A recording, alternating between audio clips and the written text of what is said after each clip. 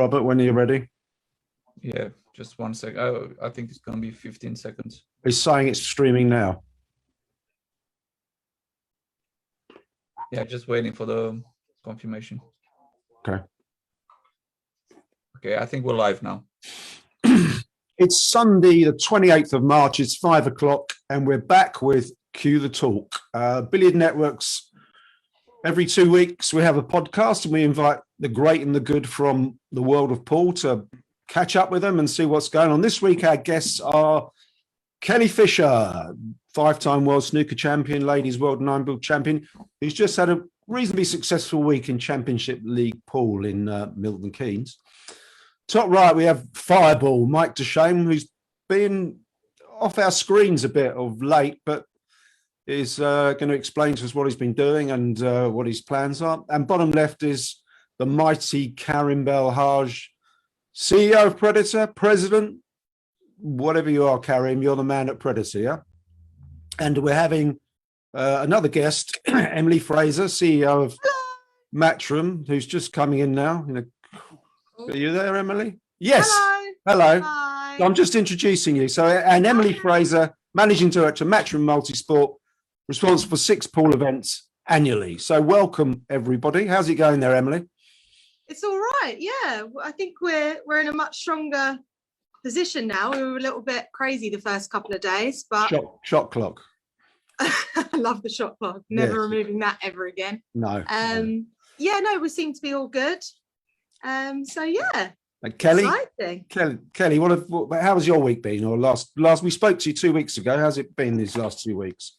Yeah, it was a fantastic week. I really enjoyed it. The setup, everything was absolutely spectacular, and the arena, it felt just like you had a crowd there. It was, it gave you that electric feeling and the adrenaline and everything, whether there was a crowd there or not. So it was so well put together. And as far as for my personal self, yeah, had a great week. Wish I could carry on and wished I was still there. I'm missing it already. I'm missing you, Emily. Yeah, we were saying, Phoebe and I were in the office and we were like, oh, it just seemed very different without Kelly here. Oh. So we're definitely missing you. It's very, very strange without you here. And, Mike, I don't want to describe you as a blast from the past, but not so long ago, you were basically the top 9-ball player in the USA for 2 or 3 years, weren't you? No, Shane's always been the top. Come on, Mike. At the top, yeah. So why did you down Q and move away from it? I don't know. I mean, just really didn't like the direction my career was going in pool, and had an opportunity to step away and thought it was the best time to do so. And then, took the opportunity and ran with it. So fantastic. Basically, yeah. Karim, what's life for you like under lockdown? Well, the rest of the world under lockdown, not in Puerto Rico. It's been somewhat challenging, because I spend 2/3 or half of my life traveling most of the time. But I mean, the best out of it was awesome to spend time with my daughters and my wife. I mean, that was really, really cool. And I practiced a lot of pool, so that was a bonus for me. And in parallel, was calling Emily to figure out, what do we do next? So it was a great opportunity to brainstorm, right? I mean, that's how this event came along, and our level of involvement changing. Okay, so Emily, I understand your time's rather limited. Yeah, if I just randomly have to shoot out, then that means something's gone wrong. If the screen goes black behind me, then it's even worse. So okay, so we'll start with you then. So you recently put out a schedule of events for this year. Obviously, Championship League pool's happening now. World Cup. Where's the World Cup of pool this year? It's actually going to be in the exact same place that we are here. Okay. So the arena that they're playing in at the moment for Championship League, it will be in the exact same place. So it's down to us to make it look a little bit different to what everyone's obviously been tuning in for this. Right. It will be played behind closed doors. So we will be expecting that kind of same atmosphere, but we need to mix it up a little bit. So we've got a little bit of time to look at that. So yeah. So it's 32 two-player teams, yeah, like historically? Yes, yeah. 2 of the host nation. So we've already obviously announced our Great Britain B, which is Kelly Fisher and Alison Fisher.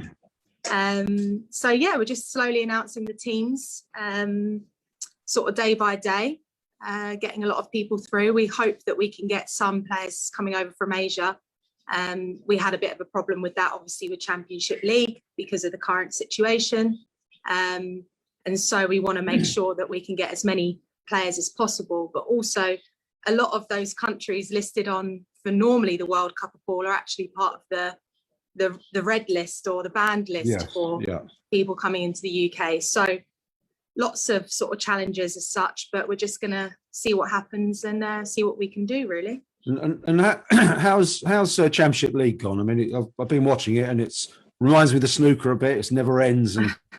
But has the viewership been good?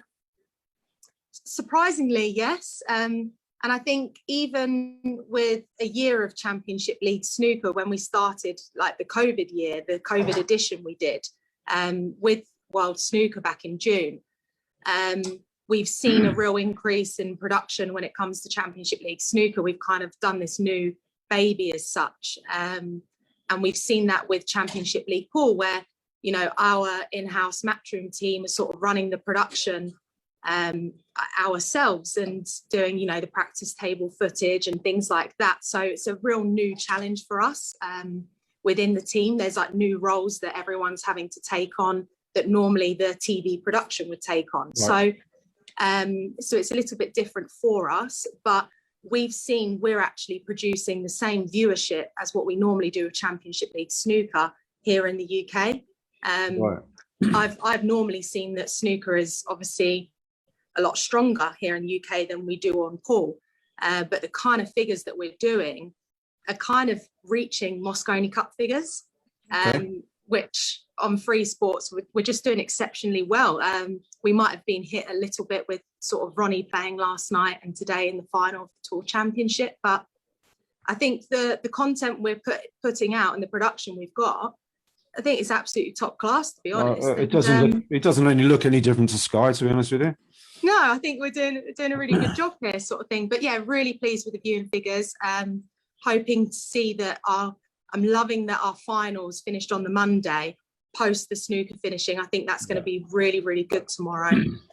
So it'll be a really strong finish. And is this going to be an annual event, or was it just a thing to put on in difficult circumstances when there was no pool? We've always been thinking of Championship League pool, and there's always been the question of integrity because of how many matches there are and prize money. And it's obviously the type of format where you can get that kind of corruption as such. So it's something we've always been pushing, but we've had the opportunity in the circumstances that we're in. We're hoping that it's going to be an annual thing. It could be something that we take around the world, or it could be something that's always here in the UK alongside our snooker event. We've got lots of options, but as far as we're concerned, we're going to, you know, sit down, get a full report of this, and I think it's going to be something that we can really build to, really. Okay, I want to bring in Karim here, because Karim, you're the title sponsor of this event, and correct me if I'm wrong, but is it your first title sponsorship of a major televised event that you're not producing yourself? That's correct. Okay, and how's it gone for you? Well, it was. I'm going to talk about the process of getting there. You know, last year was a challenging year with COVID from a business standpoint, and we really, really work hard to keep the game active with virtual events and stuff. But you can do only so many virtual events. And Emil and I stayed in touch. We're talking about something a little exciting, fun format, and she presented this opportunity, and they said, "Yeah, sure, and let's do it." So that was a bet, an investment, and I'm really happy about the results so far. The numbers seem to be going well, so that's positive. I'm glad to hear that, Emily. Yeah. And I got my kids to watch. So if my kids are staying around, they're 6 and 7, watching the matches, whether they're following Kelly or Jasmine or Christina, the girls, even all those Predator logos all around, so they're so proud of seeing us there. So that was, for the family, was awesome. For the fans, I look at the social media interactions. I looked at that with my marketing team. It's phenomenal. We're getting a lot of positive around all the drama that is creating. I'm enjoying the format, and I'm looking forward to seeing the tension we're going to have tomorrow. Do you think that your sponsorship of the event may have other equipment manufacturers in the world of pool thinking that major event sponsorship might be a way to go rather than, they say, sponsoring players in small events? What do you think? It's up to them. My vision for the sport is different. You have some people who think, hey, let's try to get market share, right? I think about that, let's grow the sport, let's grow the market. So our approach is totally different, and I hope they do. I mean, I'd like to see them put more, invest more in the sport. Right. And I mean, as you know, we've been always in. We've been working with Matchroom, I think 20 years almost, Emily. I think so, yeah. Yeah, I mean, the first contract with Matchroom, I signed it, and it was a big deal. 20 years was for a Q company to sponsor Matchroom events, and now we're getting to a different level. But I've seen Matchroom's work over the decades. My favorite event by far, we have our own event. I have to admit, is the Mosconi Cup, and I love the World Cup of Pool also that's coming up. I'm so excited about that, and I love Emily's vision. I believe in it, and we're going to invest in it because the result is there. The idea is not to promote Predator as a Q company, but as a brand tied to a higher level of billiards. Because when we try to promote the sport to kids in Boys and Girls Club, they don't know what are the beer brands out there, and that's what Emily is trying to help us achieve, a recognition level that goes beyond the sport. Emily, one thing here, Kelly was obviously had a really great week there. She got to the final on one of the days and acquitted herself really well. How does that? What does that tell you about your ambition for women in pool, specifically related to Matchroom events? I think I've always been quite honest about it, and Kelly and I had a really good chat when she was here anyway, that obviously we want to make all of our events open to both female and male participants, and that's always been my goal. I always think if you want to be the best, you've got to be the best amongst sort of everyone, but I do appreciate that it is different amongst different sports, and speaking with Kelly, speaking with Alison a lot more, that I have done probably in the last 6 months has helped me understand what the challenges are in the sport when it comes to professional pool for women. So it's just listening as to what we can do. Obviously, with some of the withdrawals that we had in the event, it actually created really great opportunities for us to bring in players like Christina to catch, who we've never seen in one of our events before, and she held her own while she was here in the events, and I thought it was fantastic to see. I think it's been great for any sort of female participant in billiards to be able to tune in this week and to see such a strong presence of women here instead of just, sort of one as such in 7 groups. So it's just a great inspiration to all the ladies in pool. And I think that we have probably not touched on it enough during our time at Matchroom, and we haven't really thought about it that much. And every time we've been looking, and bringing in Kelly, Jasmine and Christina for this event, we've been doing fantastic figures for it as well. People are tuning in for Kelly and Christina's match, and the figures were double, nearly triple of what the other matches were doing. So that's a real big indication to us that there is there's this need and this want for these kind of matches. Is that a women's only event, or is it an open events? So it's definitely put it on the radar for us, and that wouldn't have happened unless we'd introduced this for Championship League pool. And that's why I love this event, is that it's giving so many opportunities to so many different players to come into the mix. And so, I think it's just inspiring to all of the players out there. And so many women pool players are now getting in touch with me saying, like, can we talk? Like, not even just I want to get an invite, just to chat, see what the vision is and see what we can do. But the figures have shown that people tune in for these matches. So, let the figures keep talking. I mean, there's a case in point, Emily, that in the Far East in China, women's pool dominates over men's pool. And back in the day when the USA had pool on the TV, women's pool was way more popular than men's pool. So maybe ultimately, I guess your ambition is to have a standalone women's event. Potentially, I think if it works, then why not? So I think we've kind of sort of proving that the world is our oyster, really, and if we put our mind to something, we can achieve it. But this has just introduced something new to us. Let's see what we can do with it, and see how we move forward. But I definitely think that even just having both Kelly and Alison for the World Cup of Pool is even another step forward in what we're trying to do for the sport. So one step at a time. We won't run before we can walk, hey Kelly? That's right.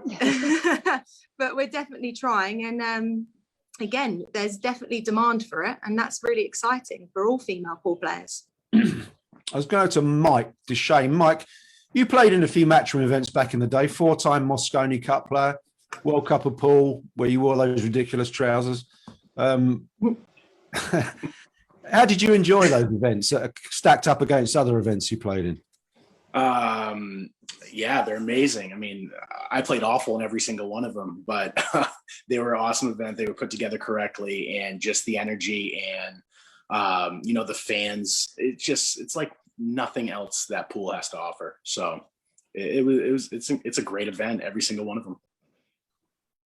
And I mean, as I said before when we were talking earlier, that you were one of the top two American 9-ball players for a good few years, and then you kind of dropped out of the game completely. Yeah. Was that just why was that? Well, like I mentioned before, the time had come where I had an opportunity to take an unbelievable job, and kind of, I'm looking at all the veterans in the game right now and where they're kind of at, and just decided at that point in time it was the right move for my future. And, health insurance, retirement, everything was just, oh, wow. Sorry about that. There we go. Everything was just in the right spot, the right time, and worked out, and I took the job. So I was very fortunate that it came along, and not that I don't miss pool, because I do. I mean, I watch it all the time and pay attention to everything, but I also love what I do for work. So. And what are your plans to get back into pool? So with everything COVID going on, they actually, my work has decided to let us work less. They think for our mental health, it's the best thing to do, where we take a little time off and we can go out and do whatever we'd like. So that kind of leaves the calendar open for me to go to a couple tournaments here and there. I'm going to Puerto Rico in a couple weeks, playing that event, and whatever events are after, I'm going to put it on the calendar. So great. Is that that's one of your events, isn't it, Karim, in Puerto Rico?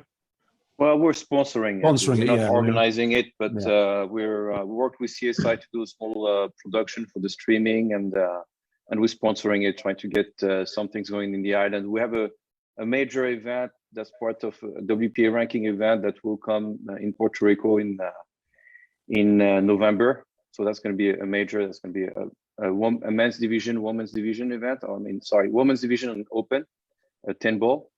And that's going to be a fun prototype. See if I can get the Bureau of Tourism and government interested in the game, and hopefully I'd love to see Matchroom and help Matchroom out and bringing an event, because the island has so much potential at some point. Okay, and as a major player in the billiard industry, how's the last 12 months hit you? I mean, I don't know. I mean, this is a question for you to answer, but I'm assuming, like a lot of other industries, it suffered a downturn. Well, you have different segments. For example, companies that make tables for homes ran out of stock. I mean, a lot of the retail stores in the industry, in billiards, billiard retail stores just grew 20%, 30% over the past year. So they did pretty well. Room operators obviously struggled. For us, it was a very challenging year. I mean, compared to the prior year, we did okay. The problem we had is that we had to shut down our factory in Boston for 2.5 months, and that was painful. Right. But we have an awesome team that's resilient, and I focus more on the first day of the rest of my life, not so much about what happened last year. So we're moving on and finding ways to innovate and developing more partnerships and on focusing on what Emily just said. Same thing is growing the sport. And Mike, what you'll see as a result, Mike, and Kelly, is more and more events. So whether it's the conversations I'm having with Emily, we'll be announcing. I'm hoping we'll be announcing more things in the coming months, but also as a complement to what Matchroom does, we're going to have a lot more women's event. Jasmine is helping us organizing the Women World Handball Championship in Austria in October, and we're going to build a series of women's events around that. So teamwork and takes collaboration. And it takes working with Matchrooms of the world, the CSI leagues, the CAMWI, the Longoni Qs, and with the pros, whether it's Mike, Kelly, on everybody out there. Fantastic. So just going back to you again, Emily, looking at your calendar events, you've got the World Pool Championship coming up in June. Is that going to be presumably another behind closed doors event? We're not entirely sure yet, to be honest. I guess not. I think we're just trying to, like something like the World Cup Pool that's obviously very close, and we know with the restrictions that are happening here, it's only really like the World Snooker Championship that is one of the pilot events for spectators coming back. So we're just looking at our dates and the announcements and seeing how we can manage, when it comes to spectators coming into play. But it's definitely on our radar for the World Pool Championship. We'll be staging it in the arena side of the building here. But we obviously recently moved the dates. We did a little cheeky swap around for the World Cup of Pool and the World Pool Championship. It was just obviously to try and, allow for more players, international players, to get into the UK. It's something that we recently discovered for Championship League Pool, was that obviously we were very much struggling for the international players to come over, not because of the restrictions here, but it's more for Asia or Chinese Taipei sort of thing. It's them going back to their home countries. They have to quarantine for so long. It actually takes them out for such a long time. So these players can't actually come over. So moving it back to sort of the June gives us a little bit more time to get a stronger field, which is what we want to do. We don't want to, reduce the field or reduce prize money or anything like that. So that's why we keep rescheduling, postpone, because we want to do it when we know we possibly can, and to the standard we're obviously happy with. So we're still seeing on spectators for that event, but hopefully, fingers crossed. Is it 96 players? 128. 128, and is it open to women? Yes. Is that how does that work? If there's also a women's standalone World Nine Ball that year, does that seem? No, I think we've got the World Pool Championship and we have our own qualification criteria. And as far as we're concerned, that it's open to both male and female. So I don't think there's anything okay. Really. Okay, so because of the way the game is, Luke. Obviously, we could see this week when you look at Kelly's performance, can easily match up against the guys, right? I mean, you beat Kelly. I think you beat Albin. What was the score? Oh, I forget. I played 24 matches. I think it was 5-3, 5-2 or 5-3, Albin. Yeah.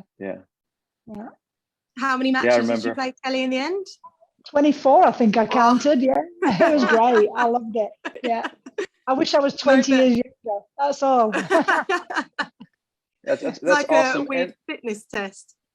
When you look at the format, so Luke, just to close on my what I was going to say is, you have a World Junior Championship, you have a Women World Championship, and you have the World Pool Championship, which is an open. You can have a junior playing it, you can have a woman playing it on the guy.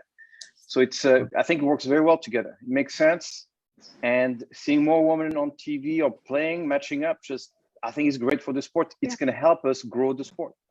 There's nothing to say as well that sort of moving forward we can't have the World Nine Ball Junior Champion in the event and things like that. So it's just streamlining everything, and just obviously I like the idea of the open for sort of all of our events, but yeah, it's like what Karim said, really. They complement one another, and we just see how that kind of works, really. Okay. Keep on doing the same thing over and over, we're not going to grow. We need to think outside the box and test a few things and figure out what's going to help jumpstart the sport and grow. No, I agree with you. Innovation process. Yeah. And Emily, US Open, that's kind of in pencil, isn't it, at the moment? Yeah, feels like ages away. Long way away, yeah. They're quite kind of all in like a priority scale in my head. So that's all like right at the back at the moment. But no, we know that it needs to be staged in the United States. Obviously, I won't lie about it. It's difficult for us to get anything off the ground when we're not there. So we're just seeing how things go. We've got actually 3 or 4 options in mind of different states in the US. And so we're just kind of working on those, really, seeing what the best option is. The difficult thing for us right now is that anything past September in the calendar is chock-a-block of live sport. Venues are getting booked up, even the pool calendar is getting booked up. So we may get into a point where we get given a set of dates and we have to kind of stick with it for the broadcaster and for the venue. So that's the only thing that's going to be a challenge for us. And that's why we're not rushing into anything right now, because we want to make sure it works for as many people as possible, obviously priority being the pool players. So we'll try and get that information out when we have it, really. But the only reason why it's not is because it's just not, we're not happy with it yet. But you did mention that we're looking at several states, which kind of implies it might not necessarily be in a hotel in Las Vegas. Yeah, we are looking at other areas. Obviously, we're quite dominant in some areas, like in Texas for the boxing shows that we're doing at the moment. So, yeah, it's just seeing where we can go with it, really. I think the beauty of the US Open is that it can really go anywhere. And I think it's just seeing what works for the event. We're going to keep trying different places if we need to, for obviously the progression of the event itself. Okay. And Kelly, are you planning on entering the US Open? Kelly and Mike, are you both planning on entering the US Open? Yeah, absolutely. You know, I'm really, I think, like Emily said, at the end of the year, come September, it's going to be hopefully, you know, a chock-a-block array of tournaments. We've missed it so much, being obviously with COVID, and I'm definitely, you know, wanting to play in every event that I possibly can. And of course, in matchroom events, there's ranking points to be had, and it's now a whole new goal for me that I never really had before. You know, I focused on the women's events only. I focused on the WPBA and the WPA women's events. And now, you know, I'm really excited to be part of focusing on matchroom ranking points and events, because I know that I can fight my way through it and hopefully can, you know, maybe get up the rankings. Why not? It's a challenge, and it's a great challenge to have. And as a woman, oh man, you always need challenges, and this is a big challenge for me, and I love to have challenges. So. Kelly, did you find that your performances last week kind of changed your own perception of yourself as a pool player? Well, there's a yes and no there. You know, I haven't played against the men that much, so you kind of, you know, you do maybe put their game on a pedestal a little bit, but I also know what I'm capable of, and I knew if I could just play my game, my A game. Then I knew I could match up against anybody. I've just not really had the chance to prove it. And I didn't want to put myself under too much pressure going into that, being the first time I'd have multiple matches. But I knew if I got going, and, you know, that I could, of course. We're playing 9-ball. It's different to snooker. You know, if there's definitely a gap between the levels, then you'll see it more in snooker. In 9-ball, it's fast, it's furious, anything can happen. But the main thing was it wasn't just like one match where anybody could say, oh, I was lucky. You know, it actually, you know, kind of proved it, that we are capable of playing the same level as the men. We just need to prove it and do it more consistently. That's the goal I have. Okay. Emily, just going for your final event this year is the Moscow Nick Cup, obviously. I'm trying to, it was in the UK 2020. Yeah. So does that mean it's going to be in the USA in this year? Not necessarily. I think whatever whatever works out for us, we'll go for the option that works the best, really. So we're still looking at it. That's why we haven't announced any venue or anything, but we will be looking at, when we do make an announcement, we've obviously got our dates out there, so everyone's got the dates. When we do have a venue confirmed, we will be pushing and putting tickets on sale. So as soon as we get that sorted, we'll be getting that out there. So I know everyone's just literally waiting for us to confirm where, but I promise we're not hiding it because we're trying to be mean. We're just genuinely just waiting to find the best option for everybody again. And we'll have that information out whenever we can. And if it's in the USA, is it definitely Vegas? Not necessarily, no. Okay, again, good. Looking at loads of different options. So yeah, it's just seeing what we can come up with, really. Okay. And Mike, have you got ambitions to try and qualify again for the Mosconi Cup? Maybe if there's a points event, maybe something, but to be quite honest, I don't think it really fits my personality to be on a team event, right? It's very honest of you, Mike. Yeah, I mean, it's like it's 4 other of my competitors in the US, that I'm playing with or competing against every single tournament. You don't necessarily mesh well tournament to tournament. And not that I ever feel like I had a problem there. It's just not my type of setting and not my type of tournament to play in. If there was some type of points event that Matchroom did put in place to qualify for the Mosconi Cup, I think it'd be pretty hard to keep me off it. But other than that, it would be, I don't think I'd want to play on it, to be honest with you. I think that you bring back the teams that have won. They've done great, and a win's a win. So, let them take it over and bring home another trophy. Yeah, I mean, in the past, you did have a bit of a reputation for abrasiveness, let's say, and that presumably didn't help you much in the Mosconi Cup. Of course, yeah. I mean, listen, so during the competition and the team camaraderie, it was okay. Like, I mean, I got along with everybody on the team, had a great time. It's just, your reputation over time takes a toll, and people start to think a certain thing. Not only that, I mean, when you lose 9-2, 9-3, it doesn't help out anything. You got to point the finger at somebody. So I was the person they point the finger at, which is okay. I was okay with it. And, moving on. So again, I want to stick to individual type tournaments, not really team events. So. Okay, good. And, I'm going to have to shoot now. Sorry, Nick's just come in. So we're 25 minutes before we go for the evening session. So I just all right. Well, Emily, thanks for coming. No, thank you. And you're welcome back anytime, yeah? Thanks very much, guys. Good See you to later. see you all. All right. See you later. Bye. So, well, that was interesting. Karim, what are your, I mean, Predator have been coming, just quietly creeping up as a really big player in the world of pool events. And you had a terrific looking calendar, which obviously got kicked to the side with the COVID in 2020 because of COVID. Presumably that's a goal you're keen on pursuing. Sorry? That's a goal that your Predator are keen on pursuing as an event. Yeah, I think we have right now about over the next 12 months, about 12 events scheduled for men and open.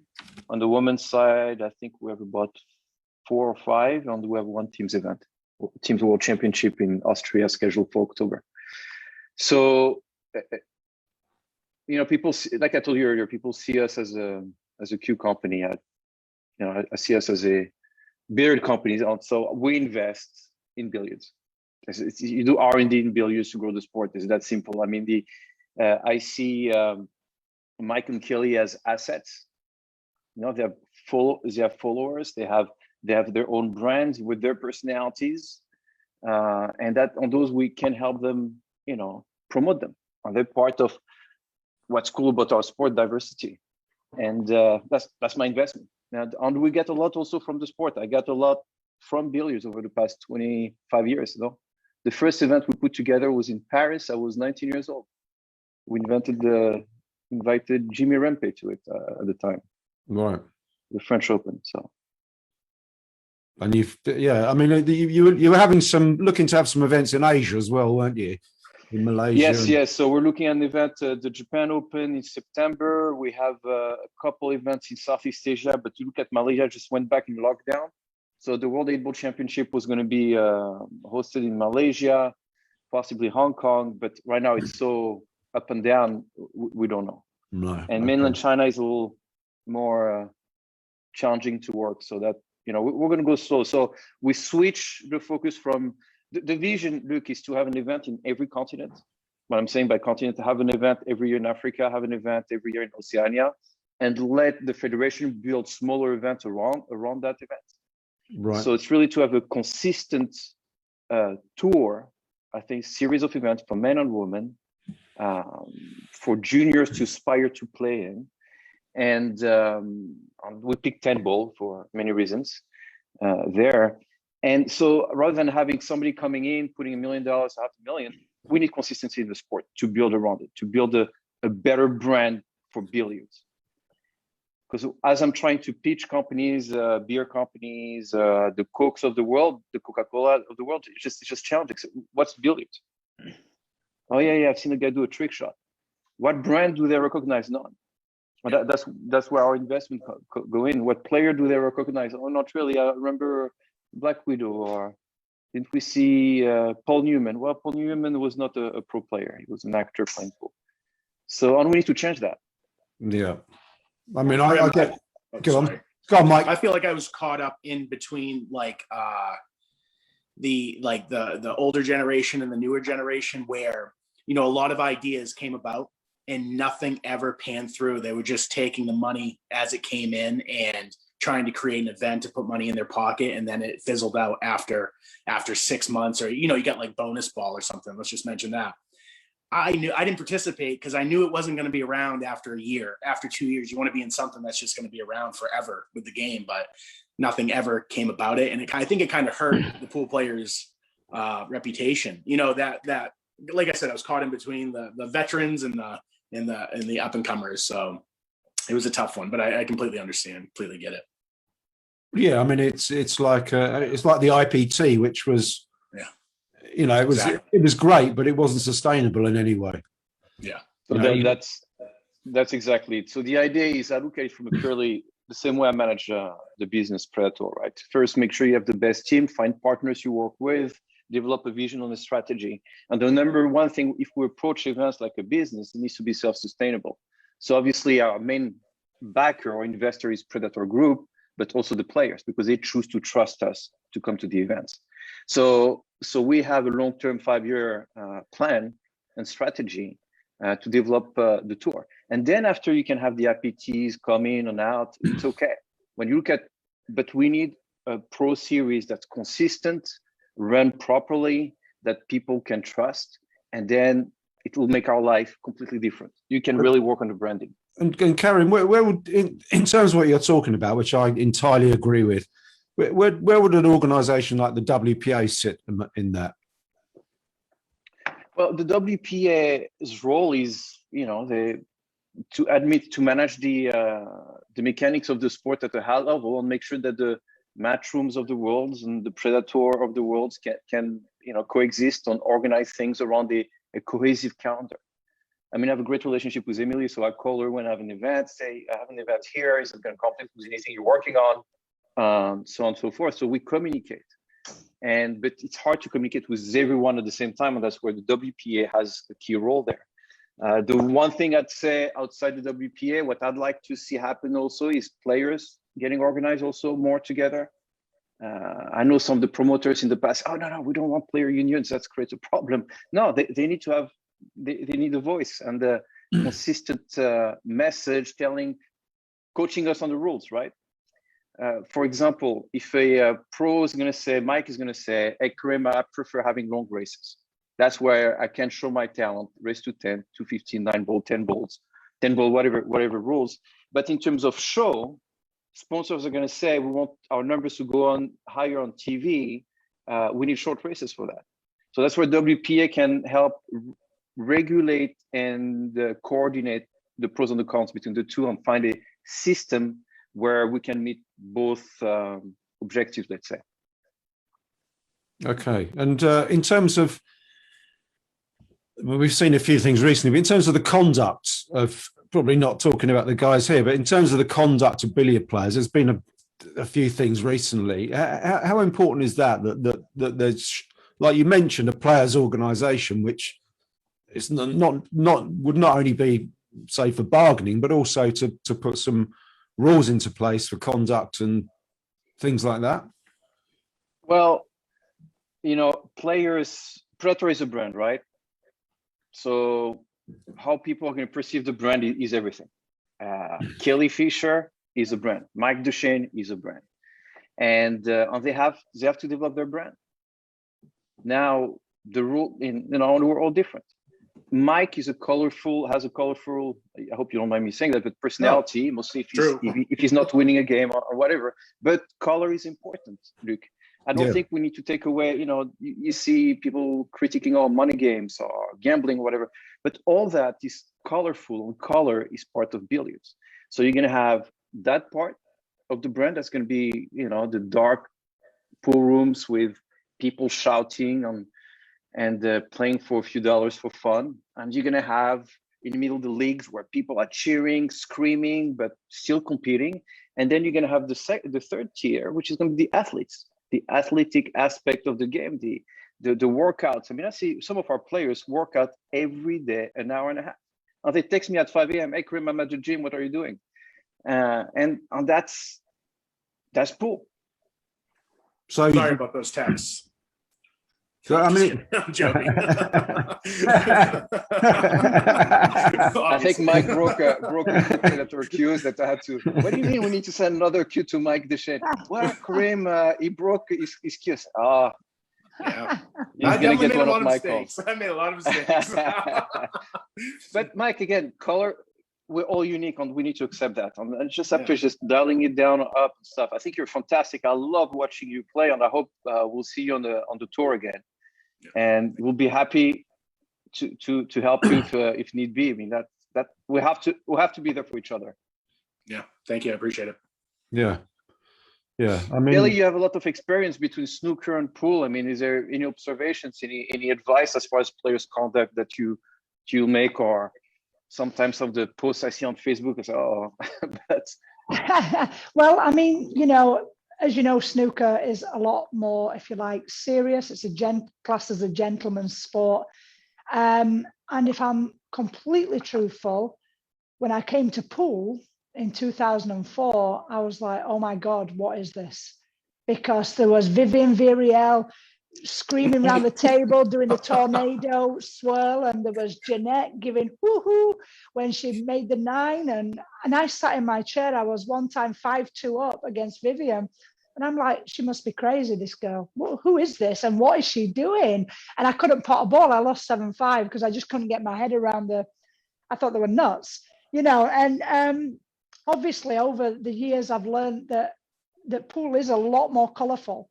And I think that we have actually possibly a potential larger market than snooker because of, we can do it's more exciting. It is more colorful. However, based on that, I do find snooker a little bit boring now. That's the truth. Sorry, snooker. I do love snooker still, but I do find it a bit boring to watch compared to pool. I never thought I'd say that either. But if I have to talk just away from that concept at the moment, one thing with pool that I would like to see improve, and that is when you are an athlete, when you are at a major event or a televised event, or you are on the stage, let's say, even if you're in an arena that's been streamed or not televised, I do think that a professional pool player should act accordingly. And I don't mind if a player gets angry for missing. I do it myself. I don't mind if a player shows emotion. But I do think that, we have a responsibility as a professional player, as an athlete, to keep that conduct, to keep our brand from being, labeled in the wrong way or accused of different things. And that, nobody's perfect, and people are going to make mistakes, especially when you're young. And when you get older, you seem to have learned, not to do that or whatever. But I do think that a lot of the young guys could do with a bit of teaching in that area, how to conduct yourself a little more professional, and just I think that's where it could be polished up a little bit. And I hope I'm not, critiquing too much there, but that's just my opinion coming from both sides. It's good, and I think it starts with look, the WPA can help there, Matchroom, Predator, all the promoters of events, the sponsors can also help coach the players. That's right, I agree. I mean, I think even down to what you're wearing, I think you shouldn't be playing any event unless you're completely smart. And I personally think that's important, and just little things that are very easy, that it's quite common sense, a lot of it, but obviously your conduct on and off the table, you have to be careful, because things can shine a bad light on you, and doesn't mean to say you're a bad person. People make mistakes, and sometimes things are blown out of proportion, and you get accused of things that you haven't really done. But that's same in any sport. It's same in any kind of fame, really. And I just think I'd like to see it polished up a little bit in areas, especially for the inspiring youth coming into it. I had debates about the NASCAR jackets with some pros. Say, what do you mean I can wear only 3 logos? Yeah, you have to pick the 3 logos that you have to wear. You're not gonna wear 20 logos like for the Joy World Championship, whatever, and Chinese 8-ball. I mean, each sport or category has its own brand. Snooker versus pool, Well, and that's the direction we're taking. But look, remember, I mean, in the 80s, there's a big difference between players back then and the 90s versus now. Now they're a lot more athletics. I mean, the Buddy Halls, the Steve Mizraks, today to compete in an event like Champions League pool, playing like they wouldn't make it. Like Albin, right? No, they wouldn't make it. Yeah, they wouldn't be able to. No, I agree. So there is an evolution. Karim, a question for you is what is Predator's vision for the direction of pool? Like, what do you see it becoming in 5 years for the top end of the game? For the top end of the game, I'd say what I'm hoping to see is Matchroom developing more events around 9 balls, things that are exciting, great shows. What I'd like to see is Predator building more and more partnerships. Like right now, we're working with CSI in Europe. We're going to work with Kozoom. Jasmine Ushan has been on the group. Have been helping us building a strong tour around women that we're developing on the EP. I'm working with the EPBF, WPA, and so you have the entertainment, the big show. You have to have a tour, and a tour is very important. I need to make sure that players can make. We need to make sure, not I, have my share of responsibility. We can make a few $100,000 a year. I want to get to a point where simplify the vision. Is where if you're a Predator player, you're a Predator sponsored player, you tell me, I want to play with the equipment, I want to be sponsored by Predator, but you cannot afford to put a logo, a patch on my jacket because I'm making $1 million with Nissan. That's my goal. Yeah. Whether or not we're going to be able to achieve that in 5 years, I don't know, but I'll work my ass off to get there because I get so much from the sport. I'm invested. We're number one in what we do. And the only way for us to grow is to grow the sport. So I don't have a choice. Does that make sense? No. For example, when you look at the payouts of the events that we have scheduled, if you look at all the Predator events in the calendar and the WPA calendar, actually we're going to add 4 for first half next year. The payout is should be around $1 million, right? Between men and women, I think men is around 800K, but my goal is to get it to $1 million. $1.5 million, $2 million, and $3 million. And if you look at the drama that was going on a couple of weeks ago, again, around wearing Predator logo versus another Q brand, say, guys, invest in the sport too. These opportunities have been around, and they are around. Grow the sport. If everybody could come together like that, then you would, if there were more in the industry coming together like that, then it would really be powerful and grow the sport a lot quicker. Right. But yeah, I mean, it's a basic argument. If the number of pool players in the world tripled in the next 3 years, everyone will be selling more equipment. Well, I guess I mean, again, I had no part of this. I had no clue what went on, just kind of observed through social media.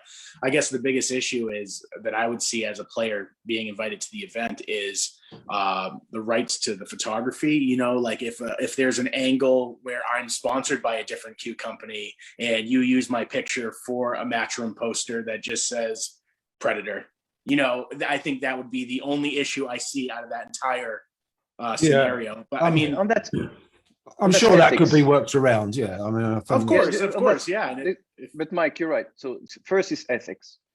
Yeah, I like to walk the walk, and you've known me for a long time, and you know my style and how we do things at Predator. Mm-hmm. And second is contract. In the contract with Matchroom, we have actually reference the fact that these photos are not going to be used to be promoting the queue on Kelly, for example. Okay. I mean, we actually put that verbiage in the contract. Yes, that's Right? correct. Kelly's Yeah. wearing- Yeah. So I don't see the problem. And the number one thing for building a brand, that's what people sometimes I feel too narrow-minded, is trust is the most important thing. I mean, what are people going to say about the Predator brand if they see that there is some misrepresentation? Well, no, I don't want to be playing with that brand of cube because they're not eco-friendly, they don't treat people well, they cheat, and that's nonsense. I think there were a couple mistakes. Even from business.